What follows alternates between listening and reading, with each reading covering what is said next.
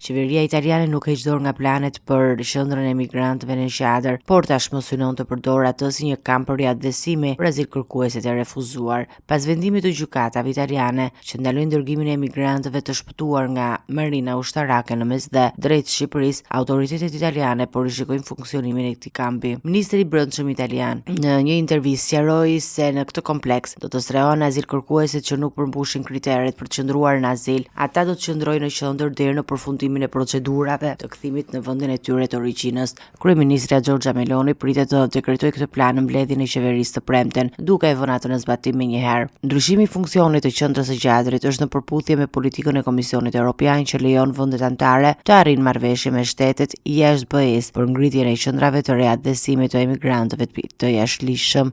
Kampi i Gjadrit do të shërbejë për këtë qëllim deri në momentin kur Gjykata Evropiane të drejtave të njerëzit do të përcaktojë listën e vendeve të sigurta të origjinës, një vendim që do të ndikojë politikat e gjithë Bashkimit Evropian për migracionin. Ndërkohë, opozita në Itali dhe organizatat e drejtave të njerëzit kanë ngritur shqetësime mbi pasojat e këtij vendimi, duke kërkuar transparencë dhe mbrojtje të drejtave të emigrantëve gjatë procesit të riaddësimit.